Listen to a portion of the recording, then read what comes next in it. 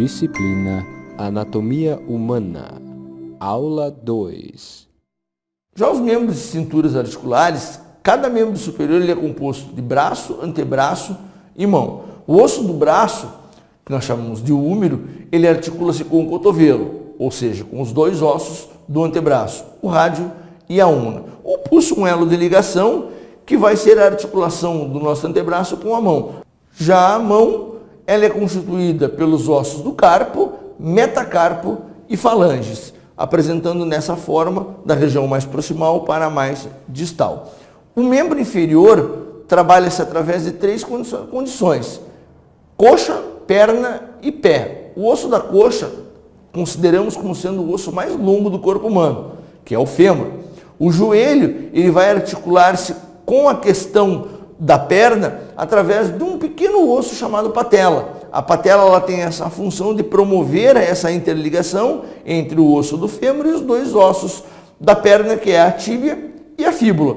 E o tornozelo, por sua vez, trabalhando a articulação com os ossos do pé, que é o tarso, os metatarsos e as falanges. A cintura superior, que nós chamamos de cintura torácica ou cintura escapular, ela é formada pela clavícula e pela escápula. Já a inferior, que é o elo de ligação inferior, nós chamamos de cintura pélvica, constituído pelo osso sacro, um osso volumoso na região posterior, seria a penúltima formação óssea da nossa coluna vertebral, com as vértebras extremamente rudimentares fundidas. Ele é um osso que nós podemos denominar ele como um osso sólido e que se articulará com toda a pelve ou todo o quadril, que é o isquio, o ilho e o púbis. Após o estudo do sistema ósseo e articular, falaremos um pouco do sistema muscular, que é um sistema altamente complexo, pois suas células propiciam a contração e distensão para a movimentação de alguns membros e vísceras. Há basicamente três tipos de tecido muscular: o liso, estriado esquelético e o estriado cardíaco. O músculo liso, ou chamado também de músculo involuntário, localiza-se na pele, órgãos internos, aparelho reprodutor, grandes vasos sanguíneos e aparelho excretor. O estímulo para a contração dos músculos lisos é mediado pelo sistema nervoso vegetativo. Já o músculo estriado esquelético é inervado pelo sistema nervoso central. E como esse se encontra em parte sob o controle da nossa consciência, chamamos de músculo voluntário. As contrações do músculo esquelético permitem os movimentos dos diversos ossos e cartilagens de nosso esqueleto.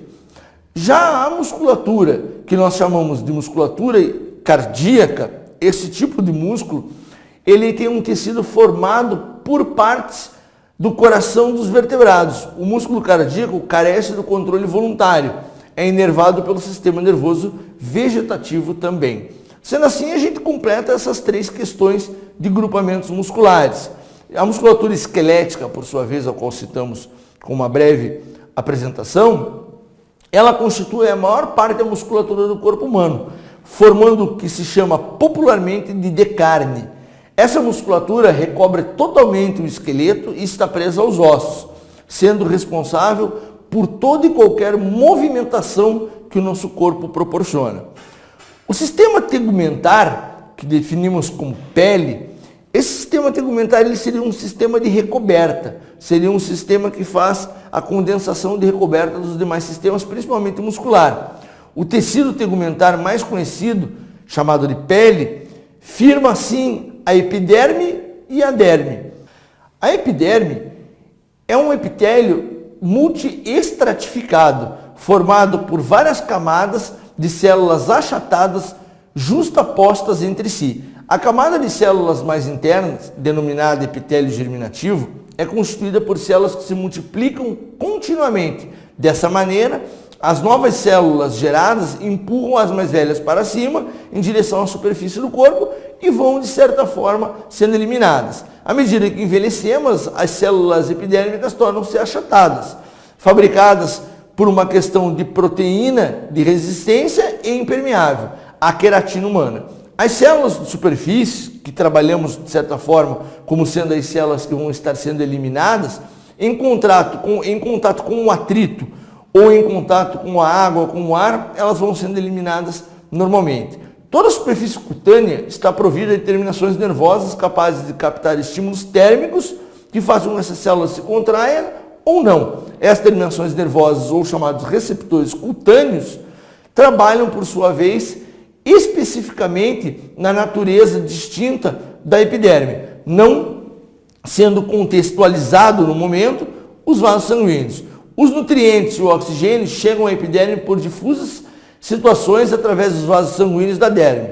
Na região da pele provida de pelos, existem terminações nervosas específicas, chamadas de folículos capilares, ou terminações de receptores de Ruffini.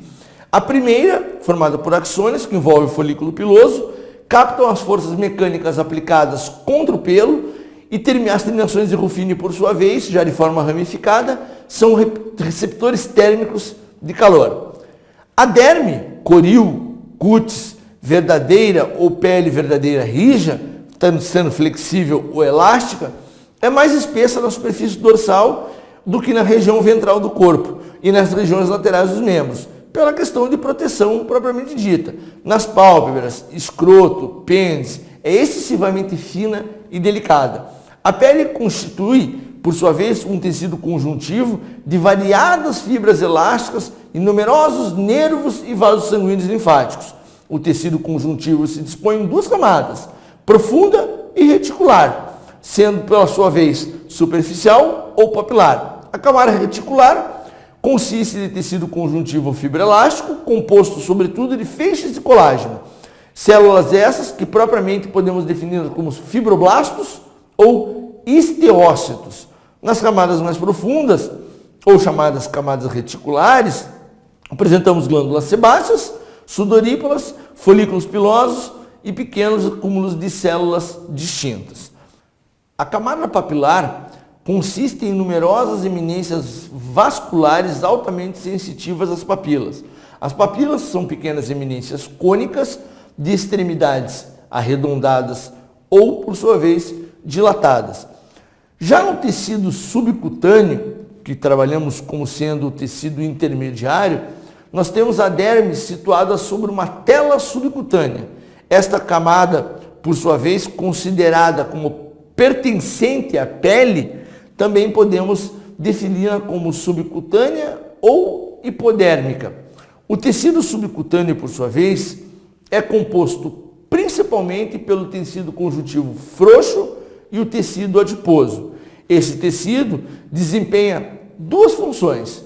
As principais funções seriam isolar o corpo das variações extremas do meio ambiente e fixar a pele às estruturas subadjacentes, ou seja, as estruturas mais internas. Poucas áreas do corpo não possuem esse tecido. Nesses locais, a pele está fixada diretamente no osso.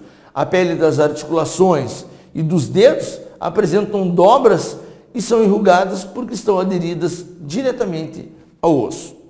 Já os anexos da pele são as unhas, os pelos, glândulas sudoríparas, sebáceas e respectivos ductos. Esses anexos são os complexos que vão ser os trabalhos adjacentes que a pele promove. Saindo da questão tegumentar, trabalhamos um pouco o sistema nervoso. O sistema nervoso, por sua vez, é responsável pela maioria das funções de controle em um organismo, coordenando e regulando todas as atividades corporais. O neurônio é a unidade funcional desse sistema. Todos os sistemas têm sua unidade funcional, como o rim, os néfrons, o sistema cardíaco, as células cardíacas. Então, o neurônio, por sua vez, como sendo unidade funcional dos nervos, eles comunicam-se entre si através de um processo chamado de sinapse nervosa, que são os impulsos nervosos, ao qual um neurônio em contato com outro através de seu corpo celular, axônio e dendrito, acabam transmitindo esse reflexo nervoso. O sistema nervoso ele é dividido por dois sistemas, o nervoso central e o nervoso periférico. Como que dividimos o sistema nervoso central? Os seus principais componentes vão ser divididos da seguinte forma. Inicialmente temos a nossa medula espinhal. A medula espinhal é o centro dos arcos reflexos encontrando-se através de organizados segmentos da região cervical, lombar, sacral, caudal, raiz dorsal e ventral. É uma estrutura subordinada ao cérebro, porém pode agir independentemente dele. O cérebro, por sua vez, é o centro das atenções. O cérebro está relacionado com a maioria das funções do organismo, como recepções de informações visuais, movimentos do corpo e coordenação de grande número de partes do nosso corpo. O cérebro encontra-se protegido pelas meninges, que são 3. A pia mater, a dura mater e a aracnoide. A dura mater sendo a mais externa, a aracnoide intermediária e a pia mater a mais interna.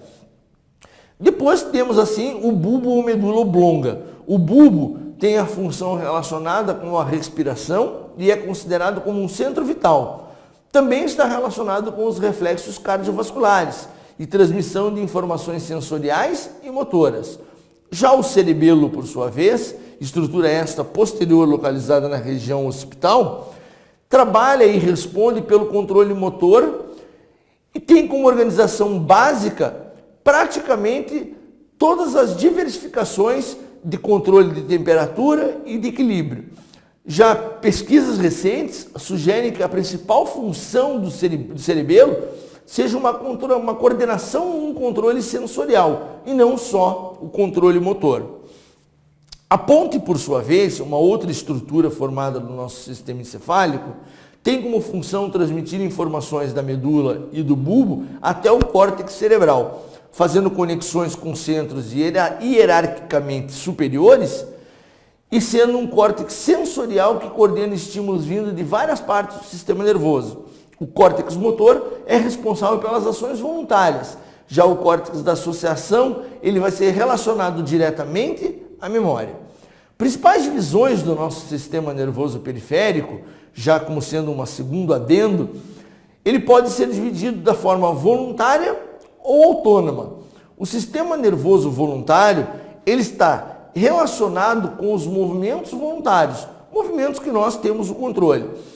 Os neurônios levam a informação ao sistema nervoso central, aos músculos esqueléticos, inervando-os diretamente. Pode haver movimentos assim também de forma involuntária. Já o sistema nervoso autônomo está relacionado com os movimentos involuntários dos músculos não estriados e estriado cardíaco, o sistema endócrino e também assim o sistema respiratório. É dividido em simpático e parasimpático. Eles têm função antagônica um sobre o outro. São controlados pelo sistema nervoso central, principalmente pelo hipotálamo região central, e atuam por meio de adrenalina e acetilcolina, o mediador químico da sinapse nervosa, sendo a acetilcolina e a adrenalina, partindo assim da questão parasimpática para apenas a acetilcolina. Saindo do nosso sistema nervoso central e periférico, falamos um pouco do nosso sistema cardiovascular. Como que o sistema cardiovascular se apresenta?